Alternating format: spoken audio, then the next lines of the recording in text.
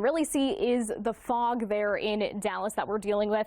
More rain will be on the way, though. You can't see it on the radar right now. You can just see the scattered showers that I mentioned that are kind of left behind this thunderstorm that's moved further north and east at this point. But more rain is on the way, along with a severe weather threat. So Wednesday night is going to be the concern for some of us, and then we head a little bit further east Thursday. Houston, Longview, Europe, Baton Rouge, Little Rock are kind of split between Thursday and Thursday night as far as the timing here. But let's talk about what severe weather threats we're watching for. The things we're most likely to see are going to be hail, damaging wind gusts, and some flash flooding. But isolated tornadoes are not out of the question. And actually, as far as the timing when those are going to be more likely, it's going to be Thursday, late morning, afternoon into the evening hours. Again, not the most likely form of severe weather, but if we do see some of those isolated tornadoes, that's when we have the highest chance. Let's take a look at future radar and how this plays out. This is why I mentioned Dallas. You are not done with the rain and the thunderstorms, because overnight tonight,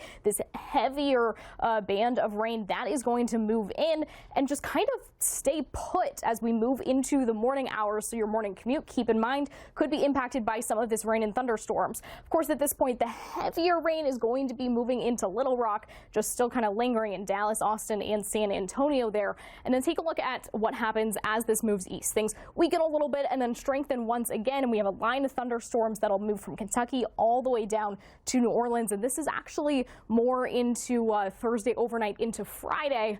And then this storm is out of here. So let's take a look at who is most at risk, first of all, at current radar, though, over the last couple of hours, because California is dry, but we are still seeing some lingering rain and snow throughout this afternoon, throughout the last day or two, really into the Four Corners states. And that trend will continue as we head into tomorrow as well. It'll be mainly snow, but some wintry mix mixed in there as well. So let's take a look at future radar and exactly what to expect. This really becomes more of a stormy pattern that's moving in for the Pacific Northwest. This starts tomorrow night. The first storm lasting through Friday, bringing some locally heavy rainfall. Could see some localized flooding issues and, of course, snow at higher elevations.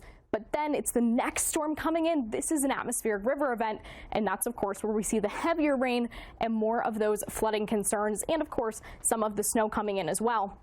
Here's a look at how much rain to expect from that second rain event. So the first storm